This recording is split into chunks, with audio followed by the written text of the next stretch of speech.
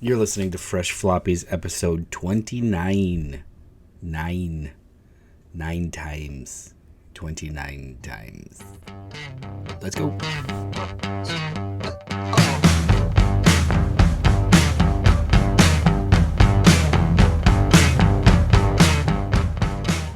What is up to all our sidekicks and henchfolk out there in the Geek Nation? My name is Noel, and you're listening to Fresh Floppies, episode 29. This will be a slightly sleepier episode. Well, that's a terrible way to introduce it, actually. So, as some of you may know, we were not here last week. I was traveling and came back. Everything was fine, but then we just all got sick. So, I'm running this solo as to not infect JD and his adorable son. And gonna try and keep the volume down and not cough directly into the mic, because there's nothing more important than getting my opinions about these comics out to you, because that sounded really egotistical. I'd probably come up with a different way to say it. It's my pleasure to provide my unsolicited opinion about these, whatever. So what's Fresh Floppies? Fresh Floppies is a show where we talk about brand new comics that come out this week. I'm talking today, right now, on your shelves.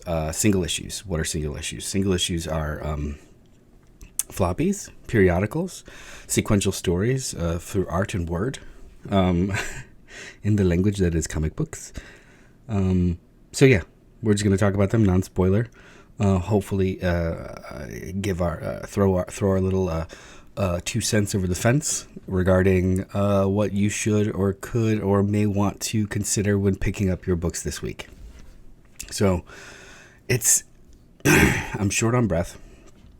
It's a very massive week with a bunch of new number ones and long-awaited books coming out. So let's just jump right into it.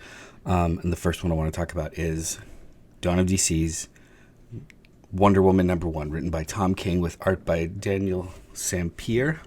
Everyone knows Tom King. If you don't, you should. And Daniel Sampere just recently drew Dark Crisis on Infinite Earths? Yeah, Dark Crisis for DC. So he is a rising star there, and together they are taking a fresh spin on Wonder Woman.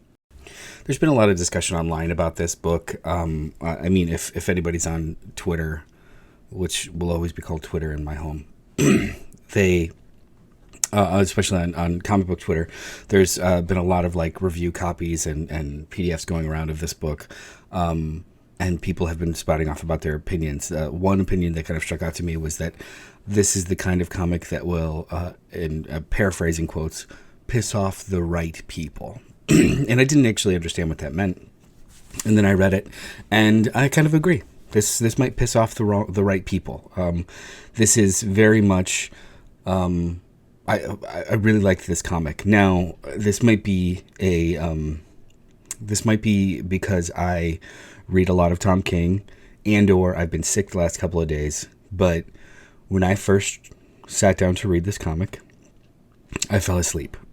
Now, that is not a problem of the book. That's a problem of me. But it is a wordy undermines it. It's a meaty book.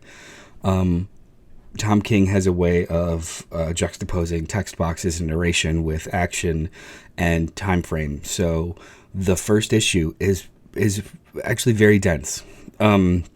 The narration, you don't know where it's coming from until the very last page. And the events that are being depicted on the panels are happening over the course of a couple of months, I believe. And it's a bit of a speed round of table setting of getting the status quo of this book set up. And the work itself is mildly cumbersome, but to me, it pays off so incredibly well, to the point where I was slightly pumping my fists towards the back half. So this book, the concept of this book is that Amazonians are no longer welcome in America for various reasons, and there is a task force set to extradite them.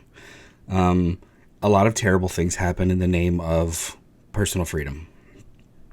And you start to learn that there's more to the story, and Wonder Woman, being who she is, a paragon of truth and love, is not compliant. And then we kind of go from there. This is a meaty issue. The art is fantastic. Daniel St. Pierre, I had no issues with him on Dark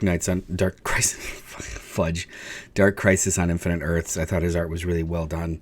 I think this story serves his style better. And yeah, I would highly recommend picking this up. This, if you are the kind of person that does not want your popular fiction to challenge concepts or ideals, it may not be the book for you. But if you do think that it's impressive when a writer or creative team is able to kind of overlay current struggles or concepts with 4-color comic books, then this might be the book for you. It's well done. I really liked it a lot. I think it's very fresh. I'm not going to talk about the the build of the book. It's a basic comic book. There's like 400 variant covers, but the basic the main cover that I got, it's a well put together book. It seems thicker, so I wouldn't be surprised if it's got an extra couple of pages, but it's not double sized. But yeah, this was a wonderful read. I'm in for this series. I think you guys should check it out. The next new number one that I want to talk about today is another symbol character that is a symbol. And that's Captain America #1, written by J. Michael Straczynski with art by Jesus Saez. The previous Captain America run just ended. It was a bit of a short run, maybe like 20 issues total, where they had split split it into 2 books. It was Captain America: Symbol of Truth, which was the Sam Wilson Captain America, and Captain America: Sentinel of Liberty, which was the Steve Rogers. That ended very well. It's a really fun run, those 2 books together, so go back, check them out. This is a bit of a not a reboot, just like a fresh start after the events of that, and it's interesting. I mean, I think this was a strong book, but it was a lot of table setting. If anybody's not familiar with J. Michael Straczynski, he's been spending the last couple of years doing a lot of comics for AWA, but he's got deep roots in Marvel Comics. He wrote the much debated and still popular Spider-Man run before Brand New Day. He's kind of like the last person to touch the older Spider-Man continuity where he's married and et cetera, et cetera. He's also done a lot of work. Ultimate Power was awesome, or just Supreme Power. Supreme Power was awesome with Gary Frank, and then just like tons and tons of others. So his return to Marvel Comics was a bit of a like, ooh, okay, I'll give that a shot. This is a very, I wouldn't call this an exciting book issue. It's more of a table setting, and it's very classy. It's very classic. It's solid. There's less punching and more just kind of internal dialogue of Steve, where he's coming from. The concept of this first issue is just that his apartment building in New York, the one that his mother lived in, that is, he's been in for, I don't know, 100 years, or give or take 60, where he was sleepies. And it's being sold, and he asks for a loan from Tony Stark to kind of buy the building and then renovate it and make it rent controlled and help out the community. Awesome idea. It's so it's kind of that. It's kind of like I feel the thesis of this book so far is going to be like Captain America or Steve Rogers himself trying to lead by example. And then towards the back half, it starts to sow the seeds of some bad guy who's what's its magical stuff, which at first felt inorganic or tacked on, but stepping back, it was pretty solid. This is very much an introductory issue and a very safe jumping on point. You get flashbacks, the whole nine. It seems as though this first issue, if not the whole series is going to be like this, the first issue is definitely kind of an exploration as to the mind frame of Steve Rogers, which is cool. It's very nice. But yeah, I would I'd be interested to hear what you guys think. Is this somebody read it and let me know? Is this a good jumping on point for somebody that's not familiar with Steve Rogers or wants to try the comic for the first time, or is it maybe a little bit more in the bag of like you're already a fan and this is kind of a return to basics? So I'm a fan. I'll keep reading this to see how it goes. J. Michael Straczynski has kind of burned me in the past, but it doesn't overlap, or it doesn't overshadow the quality of the breadth of his work in comic books. And he's still a writer to always give a sample to. So yeah, I think this was fresh enough. The next book we're going to talk about from Dawn of DC also. When do we stop saying Dawn of DC? I guess probably just when they stop putting the banner up. But Dawn of DC presents Green Lantern War Journal #1, written by Philip Kennedy Johnson with art by Montos. Just Montos. Never heard of them before. But if their work is indicative, if the body of their work is indicative of this issue, cool. This is a John Stewart Green Lantern book. I remember when the Dawn of DC titles were first originally announced, they had talked about how there was going to be two Green Lantern books, one Hal Jordan one John Stewart one, and then the Hal Jordan one launched with a John Stewart backup, and they stopped talking about the John Stewart book, so I thought it was canceled or just absorbed, but here we are, a new John Stewart Green Lantern book. Now, I have not read the last couple years of John Stewart's Status Quo, but this is not really a problem with this book. This is a wonderful jumping on point. It's a pretty solid ass book. They they give you a rundown of what's going on. Apparently, the Green Lantern Corps is no longer self-sufficient, self-regulating, and the United Planets are now controlling the Green Lantern Corps, and they have quarantined Earth effectively. Because lots of trouble happens from, on, or with Earth. And they've... the impression I got is that they are not allowing any Earthlings or anybody on Earth to have a Green Lantern ring. So we've got John Stewart trying to figure out his new life. And he does have the ability to manifest constructs without a ring, which I don't understand, but it's okay. It's not really important to understand exactly how that happened in Status Quo. You just you get the information revealed to you through character, which is how things should go. Show don't tell, that wonderful bon mot. Yeah, so this is a solid ass jumping on point. It's got a lot of horror tinges to it, like hard sci-fi horror tinges. We start the opening scene, wonderfully drawn by Montos. We start with a scary horror scenario for like astronauts working at a space station, and then hard cuts to John Stewart in his normal life, and then these two plot lines start to kind of merge together. This is a solid jumping on point. I enjoyed this more than I thought I would. Philip Kennedy Johnson is just crushing at DC, just everywhere. His Superman War World was great, and this book similarly so, it seems. So yeah, this might be anybody that's not been reading Green Lantern, has an affinity for the old cartoon, likes John Stewart, never even tried it and been like, hey, what's up with this? I would recommend this. I think this was a fresh comic. This was fun. We're going to take a little trip over to the Marvel universe of things, specifically the 20th century Marvel universe of things. Those of you that don't know, Marvel has been branding all of the 20th century, formerly Fox IP comics with like a new 20th century banner. That's the Predator, Alien, Planet of the Apes comics. And one came out today, which is their first crossover. Kind of. It's Predator versus Wolverine, written by Benjamin Percy, who's been writing the ongoing Wolverine and X-Force titles, with art by a bunch of people. Ken Lashley, Greg Land, and Jay Liston. And Andrea DeVito. Why so many artists? Well, this is the kind of story that jumps back and forward in time.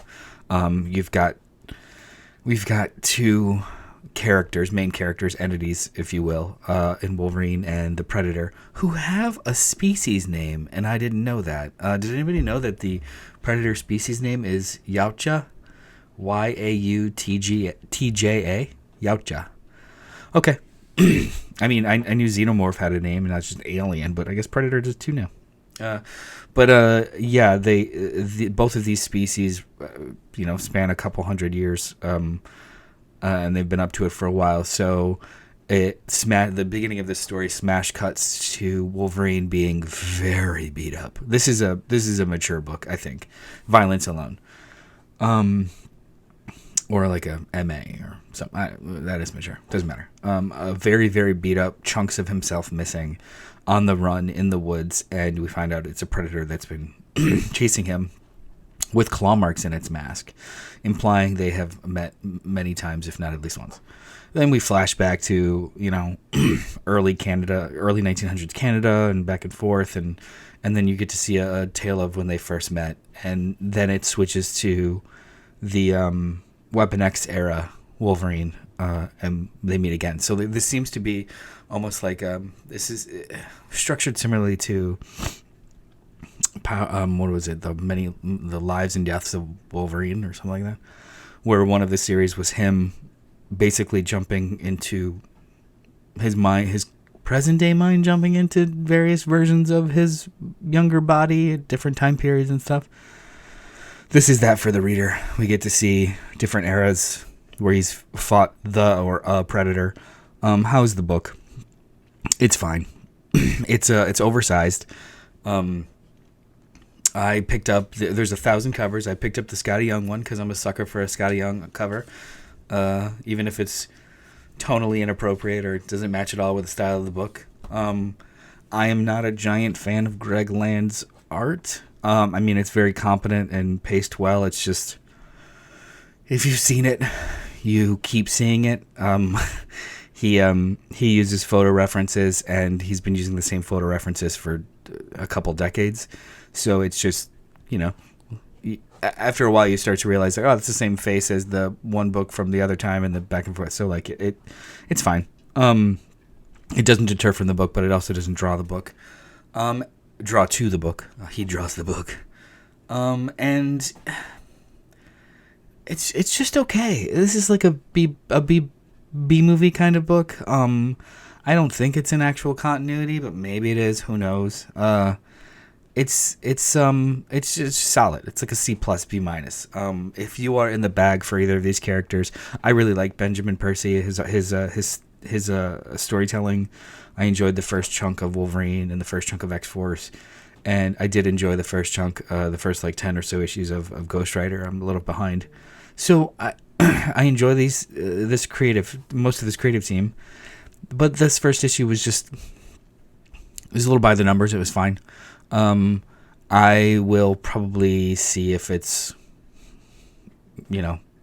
great later on, but I don't know about pulling it monthly for myself. But like I said, if the IP and you're a super fan, go to town. You'll probably enjoy a lot of this. But compared to the Predator book and the Alien book, this is not as good as those, because those were kind of like taking what you're familiar with and introducing new themes and new characters. This is a little bit more samey, but not bad. Just mid. So yeah, I think it's fresh enough for a fan.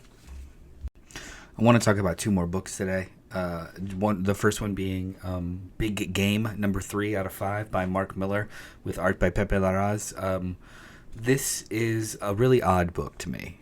It's constructed like a big crossover book, but it's very, very tight, meaning there's no fat on the bone. And I don't know if that's necessarily a good thing or not.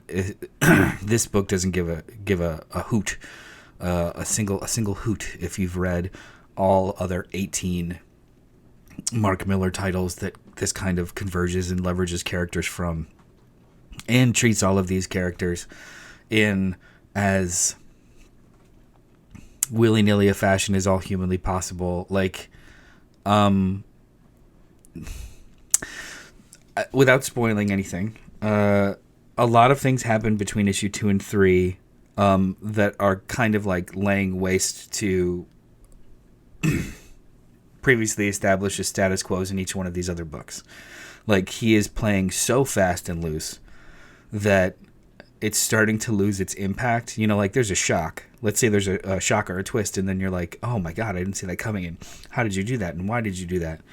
But then, if it's followed up by 15 other similarly weighty shocks without a breath in between, it starts to lose its impact, and you start to question whether any of these will stick. Now, I know that comic books, man, comics, nothing stays forever, blah, blah, blah. But these are creator-owned, so there's a little bit more weight to large status quo shifts, if there wants to be.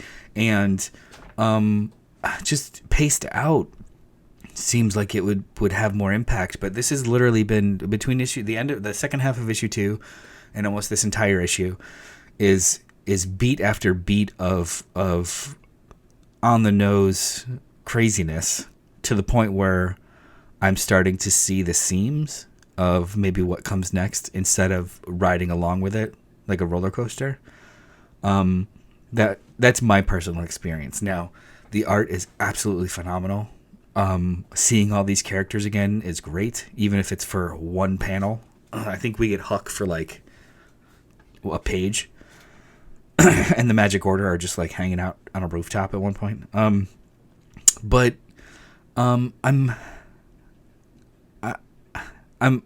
usually a Mark Millar apologist, in so much as I'm surprised by, you know, a thoughtful interpretation of this or a surprising execution of that.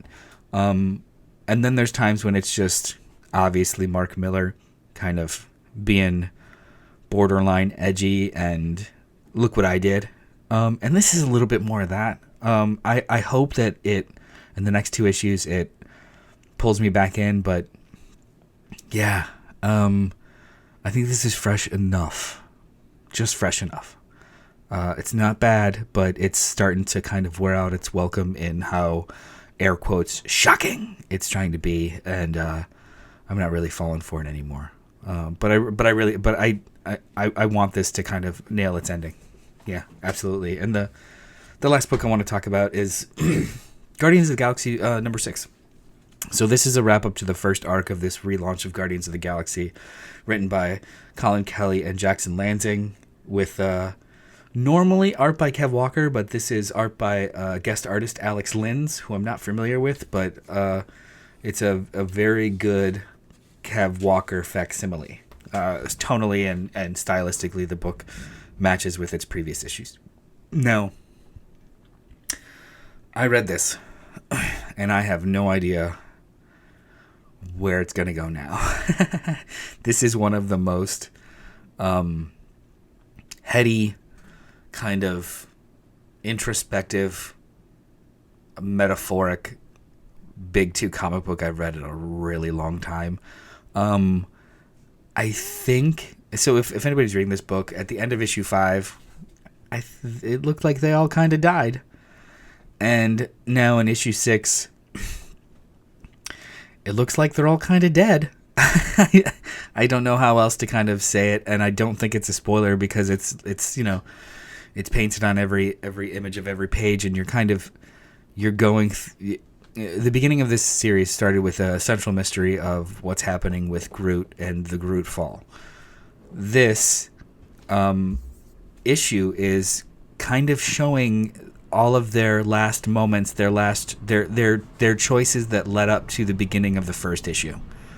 These split-second decisions that they all made, and how they're all kind of harboring fault for themselves. And we also saw some other deaths that I didn't even know happened. This is a very weird book, and I still don't know if I enjoyed it. But I enjoyed it enough to keep going and to very much appreciate the swing.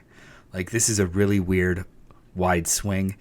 It's not unlike, if anybody had read the Al Ewing short run of Guardians of the Galaxy, he killed Peter Quill in, like, issue 5. And that dude stayed dead in another universe for hundreds of years for, like, 6 issues. So I like the idea that the Guardians of the Galaxy are turning into this set of characters that are, they're ever present. They're very popular IP.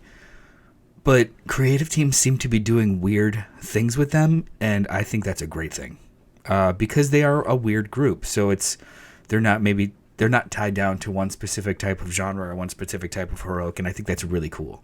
So even though this issue, I'm still kind of soaking on it, marinating on it, digging into it. I really appreciated what it was, and I think this first arc was pretty damn strong. So I hope that wherever it goes next, because there is an issue 7, this did not end, is just as compelling. But yeah, I think there's a bunch of other stuff coming out today that I am excited for. Dawn of DC, Titans number 3, Nightwing 106.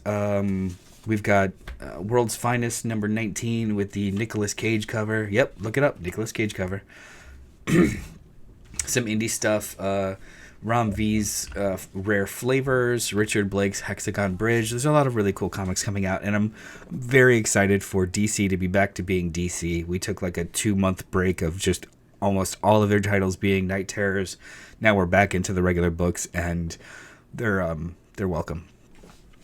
But yeah, that's all for today. Thank you for joining us on this episode of Fresh Floppies. You can find us normally on Wednesday nights, live from Facebook, YouTube, and Twitch, doing the live podcast, and every Wednesday morning, afternoon-ish, doing this show where we talk about new comic books out this week, spoiler-free reviews, and what you do with that information is your choice. It's up to you, but just know that we're happy you're just listening. I appreciate it. Thank you. Be sure to oh yeah, we do requests. Yeah, if you want us to review some book that's coming out or whatnot, or something that you see coming, let us know. We'll talk about it. I love that stuff. But and email us at cultpopgo@gmail.com, and that's pretty much it. Thank you. I'll talk to you guys later, and have a good one. Do do do. Everything moving so fast.